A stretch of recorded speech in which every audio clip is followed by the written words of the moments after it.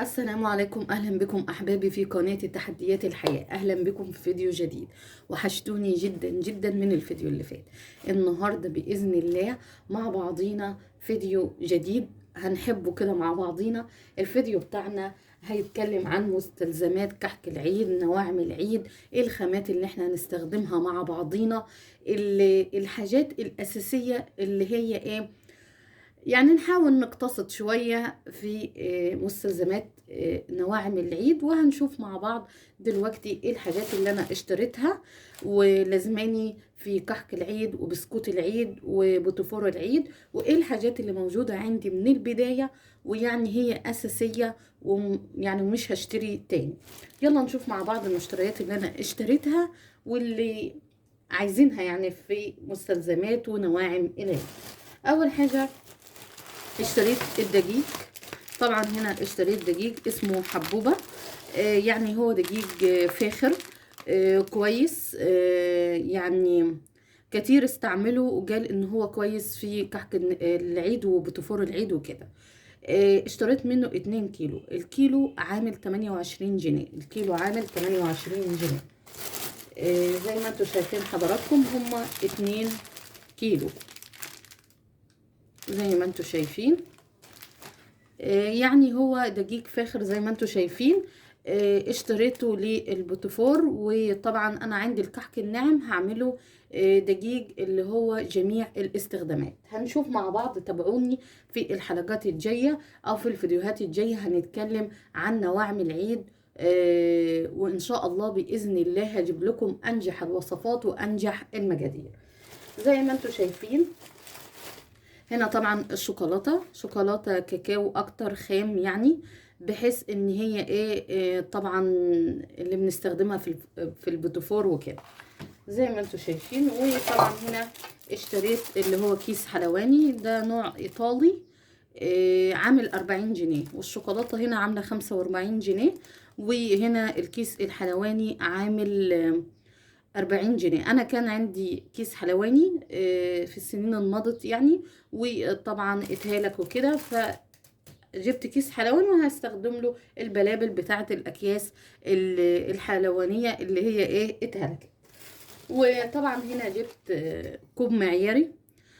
طبعا انا كنت بستخدم الكوبايه العاديه بس علشان حضراتكم يعني اوضح لكم الكميات بالظبط وكده. اما انا عندي في البيت واللي كنت بعمله للاولاد بستخدم كوب عادي كده.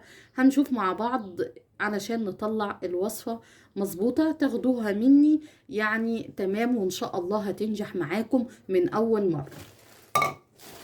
وطبعا هنا نشادر علشان البسكوت، ب10 جنيه نشادر. هنا كاكاو خام، يعني ممكن نحتاجه، ممكن نستخدمه لكيكات العيد. الكاكاو الخام التمن ده عامل 45 جنيه. معايا هنا روايح فانيليا اللي هي بودرة، الواحدة عاملة 8 جنيه. وهنا ريحة سمن بلدي علشان انا هستخدم اللي هو السمن العلب. حضرتك لو متوفر عندك سمن بلدي استخدمي، فبطعم الطعم بتاعه والريحة بروايح او اسانس السمن البلدي. وهنا معايا ب10 جنيه فرماسيل، طبعا للتزيين وكده. وايه تاني، وروايح كحك دول ب7 جنيه. وبرده هنا بيكنج باودر، الواحد هنا ب2 جنيه، يعني دول ب6. وهنا فانيلة برتقال، فانيلة برتقال للبسكوت وكده. النوع ده حلو خالص من دريم كيكات، ماشي معاكي مظبوط. برضو في البسكوت هي ان شاء الله باذن الله هيطلع مظبوط وكويس. خميرة فورية طبعا هنستخدمها في الكحك. هنا محسن خبز عادي، لو يعني عملنا جرس او اي حاجة هيطلع معانا الوصفة حلوة. وهنا طبعا يعني هو ده مش للوازم الكحك وكده. ده رائحة فراولة، رائحة فراولة، ودي لون احمر اللي هو سوبر ريد. الاولاد يعني على العيد طالبين مني حاجزيني يا ماما لازم تعملي لنا الكيكه اللي هي الريد اللي هي لونها احمر دياتي، حابين يضجوها وكده. فانا طبعا هستخدم لهم فيها اللون ورائحه الفراوله. هنشوفها مع بعض، هتكون اقتصاديه وهنزينها بالفراوله وكده. انتظرونا باذن الله. وهنا طبعا اشتريت انا طبعا ما اشتريتش مكسرات في رمضان. شويه دول ب10 جرام. جبتهم علشان يعني ايه هستخدمهم في العجميه بتاعت الكحك وكده. طبعا انا بحب الكحك ساده واولادي بيحبوا الكحك ساده، بس انا هشارككم بالحشوات وكده علشان حضراتكم تستفيدوا من الفيديوهات. الرائحه دياتي عامله 15 واللون عامل 10. دي الاشياء اللي انا اشتريتها من بره اللي هتلزمني في مستلزمات ونواعم العيد. ما تنسوش الاشتراك.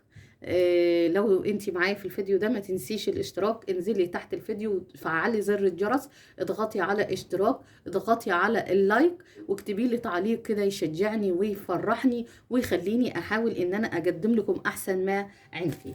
زي ما انتوا برضو شايفين دي الحاجات اللي هي موجودة معايا في البيت تلقائي، يعني اللي هي بنستخدمها في مستلزمات العيد وكده. طبعا انا ما عنديش مكنة بتفور، فانا بستخدم الكيس عادي الحلواني، وبستخدم له البلابل اللي هي موجودة عندي. وعندي طبعا مكنة بسكوت. انا مكنة البسكوت هوريها معاكم لحضراتكم ساعة ما نيجي نعمل البسكوت وكده. انا بستخدم لها بيطلع معايا يعني حجم البسكوتة حلو، اللي هو الجمع ده اللي عامل زي النجمة. والنجمة بتاعته صغنططة، وفي دواتي بس بتطلع كبيرة. والمكنة نفسها معاها أشكال. إن شاء الله ساعة ما نعمل الكحك، ساعة ما نعمل البسكوت هوريكم أشكالها وكده. ودي البلابل بتاعت يعني اللي أنا بستخدمها. أنا بفضل دي بطلع منها أشكال حلوة. وطبعا هو البلابل فيه أشكال كتيرة خالص.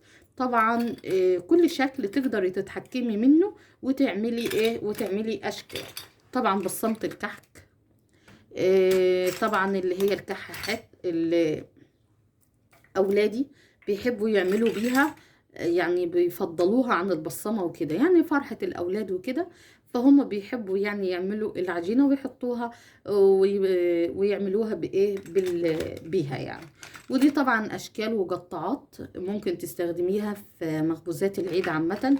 اشكالها حلوة، لف مثلا دايرة، وهنا مكتوب هابي سعيد، وهنا يعني حاجات كتيرة كده، وهنا ثانك يو. كل هدياتي اشكال حلوه خالص ممكن تستخدميها.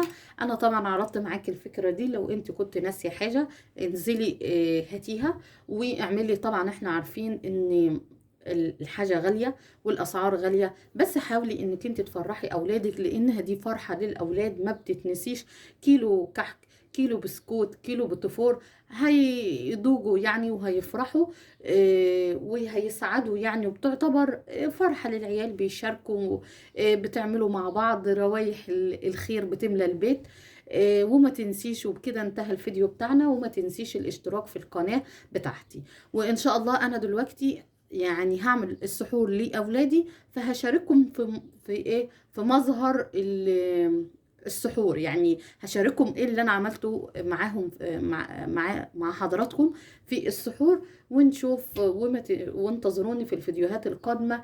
يعني ان شاء الله بإذن الله انجح الوصفات بإذن الله، وهتكتبوا لي في التعليقات وتقولي الوصفة نجحت معانا بإذن الله طبعا. وما تنسوش اللايك، وما تنسوش الاشتراك، وما تنسوش كومنت جميل كده زي حضراتكم. انا قلت اديكم فكرة السحور اللي انا هعمله للاولاد، على يعني تاخدوا منه افكار كده. عملت لهم كانتالوب قطعته لهم، وبطاطس وعيش فتحته حشيته جبنة بفلفل وانواع جبن مختلفة، وعملته زي الحواوشي على الطاسة بنار هادية. يعني الاولاد بيحبوه. طبعا عملت لهم فول والزبادي. يعني انا الزبادي عاملاه في البيت، ولو هسيب لكم الفيديو بتاعه في شاشة النهاية. وجالت لهم طعمية وجبنة بيتي كده من عند الناس اللي هي بتبيع الجبنة الفلاحي. والسلام عليكم.